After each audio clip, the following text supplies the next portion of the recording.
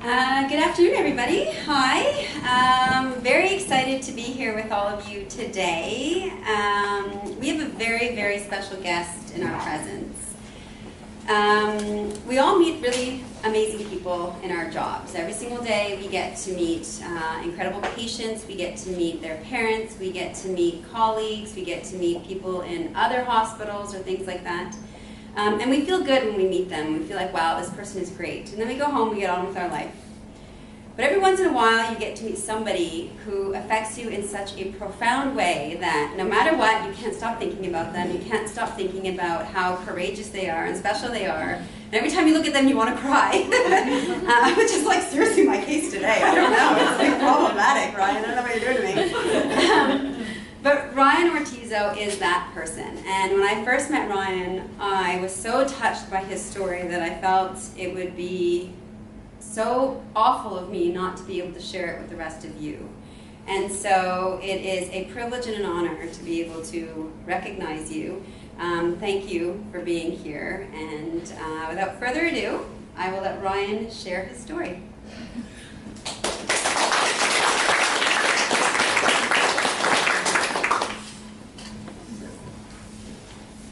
Good morning.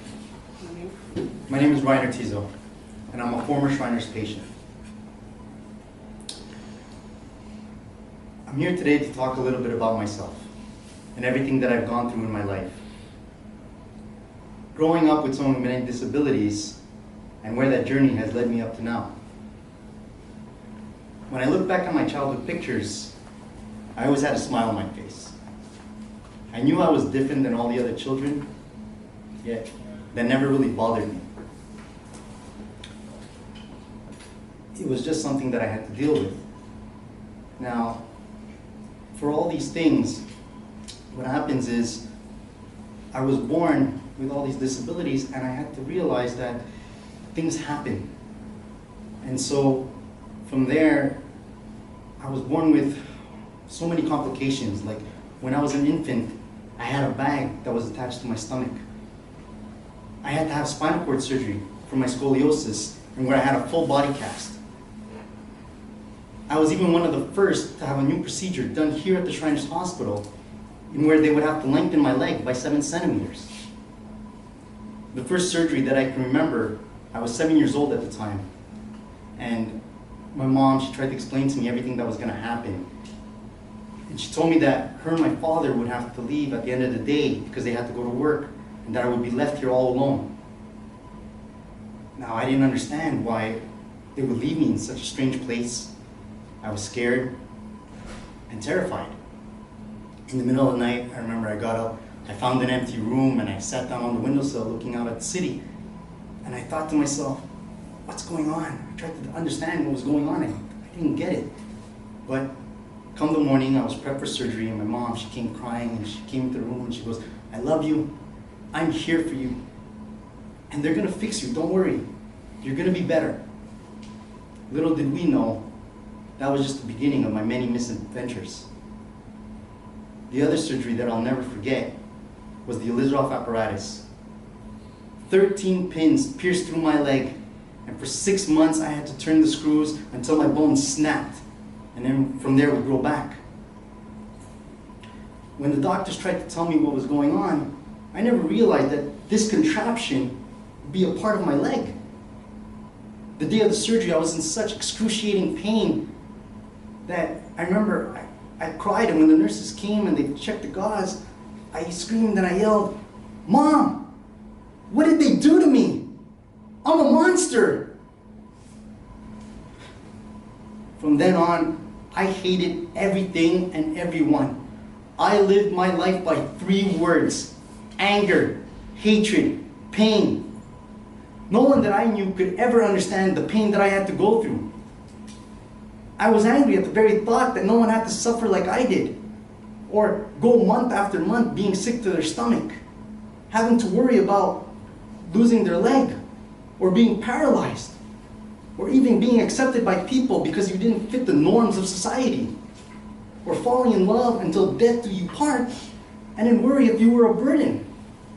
All of these feelings filled me with such a rage of hatred for all the normal people.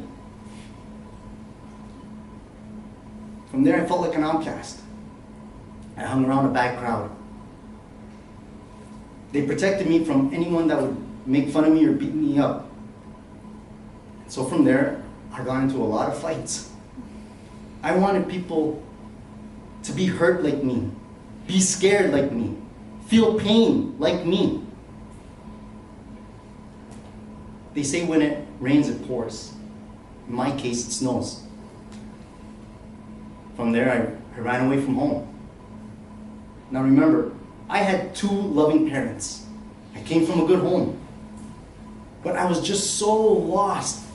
I rebelled against everything. For over a year, I was homeless. I slept in Kent Park, Mackenzie Park, Beaver Lake. Rain or shine or blistering winds, I was homeless out of sheer stubbornness, pride, and stupidity. I gave up on life. My best friend Mike and I, we call these years the dark ages.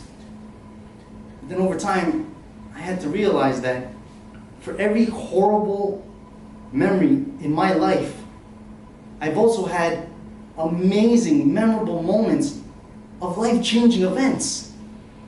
You see, this whole time, I trained. I always worked out to take care of my body. And luckily for me, I had a mentor, Peter Panapalis, and he gave me an ultimatum. He said, get your act together or I won't train you. Now at the time, I was fascinated with bodybuilding and competing. So I had no choice. I tucked my legs between my tail, and then from there, I just went back home. I got rid of all the bad friends, and for 8 years, I dedicated my life to being the best. I competed in competitions in disability, and I won first place. But then that wasn't it. I also competed, and I won this regular class against people with no disability. And at the end of the day, I won the title of Musclemania World Bantamweight Champion.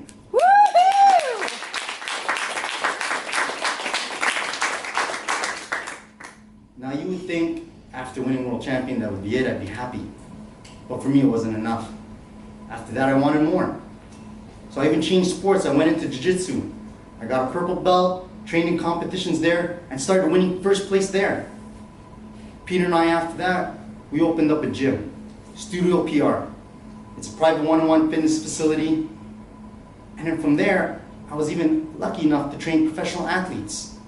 I trained everyone from professional UFC, TKO, MMA professional fighters, professional NHL hockey players, judo Olympians, the list goes on.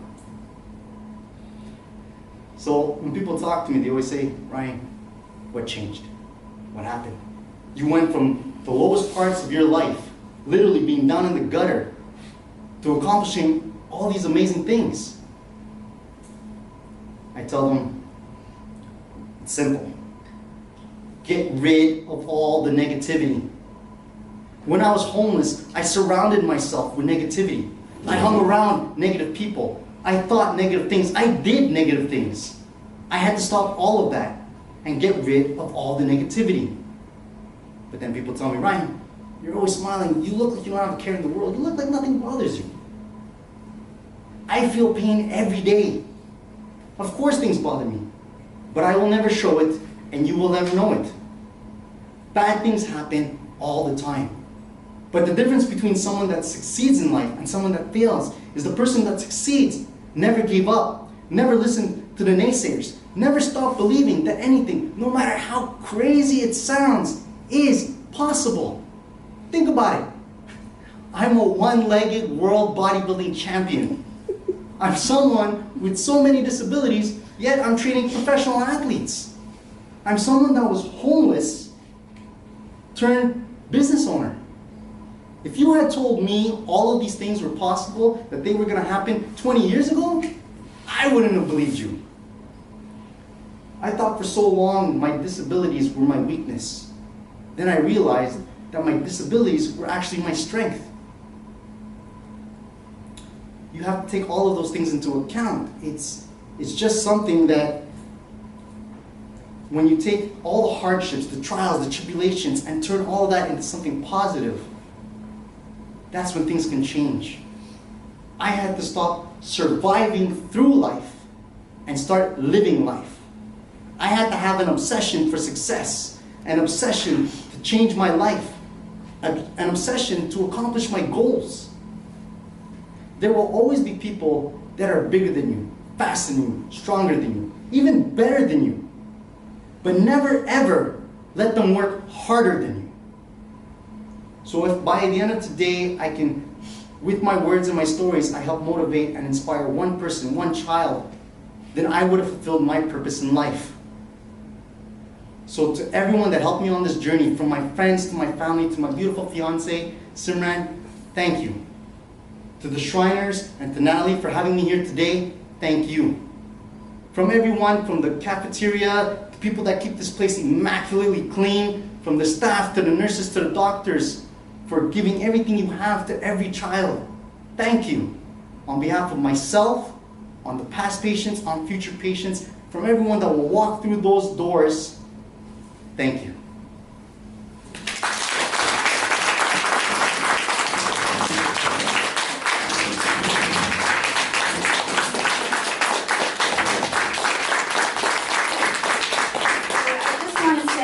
Very big thank you, Ryan.